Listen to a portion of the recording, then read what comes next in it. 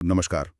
आज हम भारत के एक बहुत ही अहम महत्वपूर्ण वित्तीय संस्थान पर बात करेंगे, बॉम्बे स्टॉक एक्सचेंज यानी बीएसई। हमारे पास इससे जुड़ी कुछ खास जानकारी है और आज की इस कह सकते हैं गहन चर्चा का मकसद है बीएसई के सफर को समझना, इसका कामकाज कैसे होता है और भारतीय अर्थव्यवस्था में इसकी जगह क्या है, ये सब। और देखिए, सबसे पहली बात जो ध्यान खींचती है, ये सिर्फ भारत का ही नहीं, पूरे एशिया का सबसे पुराना स्टॉक एक्सचेंज है। सोचिए, 1875 में। बिल्कुल, 1875। और इसकी कहानी भी काफी दिलचस्प है। इसे तब the native share and stock brokers association के नाम से कुछ भारतीय ब्रोकर्स ने मिलकर शुरू किया था। अच्छा। हाँ, उस समय जरूरत थी एक ऐसी जगह की जहां शेयरों का सौदा एक ऑर्गेनाइज्ड और पारदर्शी तरीके से हो सके। मतलब कहीं भी सड़क पे या पेड़ के नीचे नहीं। बिल्कुल, एक व्यवस्थित जगह पर। तो ये जरूरत और एक विजन से पैदा हुआ। तो 1875 से आज तक का सफर ये कैसे बदला है? क्या अब भी वो फिल्मों वाला सीन है, लोग चिल्ला रहे हैं, सौदे कर रहे हैं? नहीं, वो दौर तो अब बिल्कुल खत्म हो चुका है। असल में 1995 में बोल्ट यानी बीएसई ऑनलाइन ट्रेडिंग सिस्टम का आना वो एक तरह की क्रांति थी। अच्छा, बोल्ट। हाँ, बोल्ट। इसने वो फिजिकल ट्रेडिंग फ्लोर की जरूरत ही खत्म कर दी और पूरे देश के निवेशकों के लिए दरवाजे खोल दिए। अब तो सब कुछ इलेक्ट्रॉनिक है, पूरी तरह से। जी हाँ, ट्रेडिंग सेबी रजिस्टर्ड ब्रोकर्स के जरिए होती है और अब तो T+1 सेटलमेंट सिस्टम भी है। T+1 मतलब ट्रेड होने के अगले कारोबारी दिन ही शेयरों की डिलीवरी हो जाती है। अरे वाह, काफी तेज। हाँ, और ज्यादातर लोग तो अब अपने ब्रोकर के मोबाइल ऐप या वेबसाइट से ही ट्रेड कर लेते हैं। बहुत आसान हो गया है। टेक्नोलॉजी ने वाकई काफी बदल दिया। अच्छा, और यहाँ लिस्टेड कंपनियां कितनी है? सुना है बहुत ज्यादा है। हाँ, ये बात सही है। संख्या काफी बड़ी है, करीब 5000 से भी ज्यादा कंपनियां बीएसई पर लिस्टेड हैं। 5000? जी, ये भारत की अर्थव्यवस्था की विविधता को दिखाता है। पर हाँ, निवेशकों के लिए इसका मतलब ये भी है कि इतने सारे विकल्पों में से सही स्टॉक चुनना वो एक चुनौती हो सकती है। बिल्कुल, 5000 में से चुनना तो मुश्किल होगा ही। जाहिर है, इन सब पर नजर रखने के लिए कुछ पैमाने भी होंगे, जैसे हम सेंसेक्स के बारे में सुनते हैं। सही पकड़ा, सेंसेक्स या बीएसई 30 वो इसका सबसे जाना माना बेंचमार्क इंडेक्स है। ये 30 सबसे बड़ी और सबसे सक्रिय कंपनियों के प्रदर्शन को मापता है। सिर्फ 30?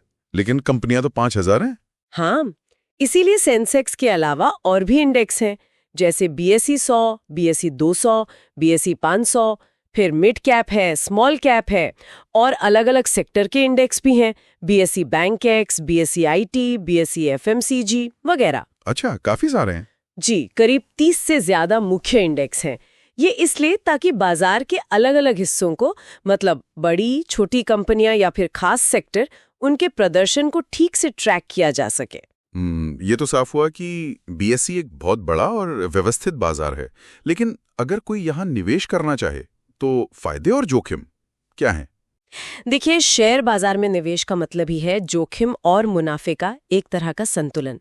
फायदे देखें तो बीएसई का लगभग 150 साल पुराना इतिहास है, ये भरोसेमंद है, सेबी से रेगुलेट करती है, तो पारदर्शिता है। और जैसा हमने कहा, हजारों कंपनियों और सेक्टर्स में निवेश का मौका मिलता है। यह सब फायदे हैं। और जोखिम? जोखिम तो है ही। शेयर बाजार में उतार चढ़ाव तो होता ही है, जिससे निवेश कम हो सकता है, नुकसान हो सकता है। और अगर बिना रिसर्च के या गलत स्टॉक चुन लिया तो भी जोखिम रहता है। यानी सावधानी और जानकारी बेहद जरूरी है। बिल्कुल। अच्छा, जब हम इन जोखिमों और फायदों की बात कर रहे हैं तो एक बड़ा सवाल यह है कि भारतीय अर्थव्यवस्था के लिए बीएसई इतना जरूरी क्यों है? इसका क्या महत्व है? बीएसई भारतीय अर्थव्यवस्था के लिए एक तरह से इंजन जैसा है। ये बहुत जरूरी है। ये कंपनियों को पूंजी जुटाने का पैसा जुटाने का एक अहम मंच देता है। पैसा किस लिए? कारोबार बढ़ाने के लिए। हाँ, कारोबार बढ़ाने के लिए, नए प्रोजेक्ट्स शुरू करने के लिए। और जब कंपनियां बढ़ती हैं तो देश में रोजगार बढ़ता है, उत्पादन बढ़ता है, सेवाएं बढ़ती हैं। ये कैपिटल मार्केट को मजबूती देता है। आप सोचिए, बीएसई एक पुल की तरह है जो उन कंपनियों को पैसा देता है जिन्हें जरूरत है और उन लोगों से पैसा लेता है जो निवेश करना चाहते हैं। ये तो बहुत बड़ा योगदान है। और बीएसई पर लिस्टेड कंपनियों का जो कुल बाजार पूंजीकरण है, मार्केट कैप जिसे कहते हैं, हाँ, मार्केट कैप, वो भारत की जीडीपी का एक महत्वपूर्ण हिस्सा है और ये आर्थिक स्वास्थ्य का एक बड़ा सूचक भी माना जाता है। वाकई ये तो बहुत अहम भूमिका है। अच्छा, एक और बात, इसका वो मशहूर ऑफिस वो तो दलाल स्ट्रीट पर है ना? जी हाँ, इसका मुख्यालय मुंबई में दलाल स्ट्रीट पर फिरोज जीजीभॉय टावर्स में है। वो इमारत तो अपने आप में ही भारतीय शेयर बाजार का प्रतीक बन चुकी है। बिल्कुल। और क्या ये पता है कि सबसे पहली कंपनी कौन सी लिस्ट हुई थी?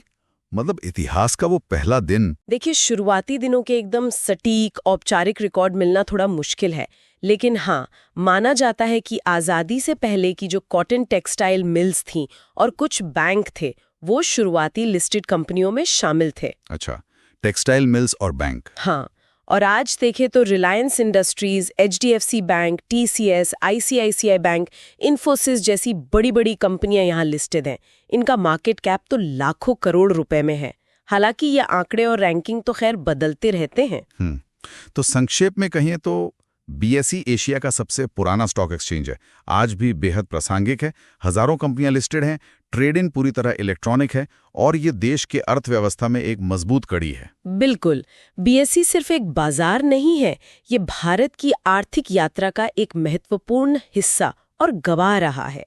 और सबसे बड़ी बात, इसने बदलते समय के साथ खुद को ढाला है, पुरानी जड़ों को संभाले रखते हुए नई तकनीक को अपनाया है। और शायद यही सोचने वाली बात भी है कि भविष्य में टेक्नोलॉजी और वैश्विक अर्थव्यवस्था के बदलते रूप के साथ बीएसई कैसे तालमेल बिठाएगा और इसका हम जैसे आम निवेशकों पर क्या असर होगा, ये देखना वाकई दिलचस्प रहेगा।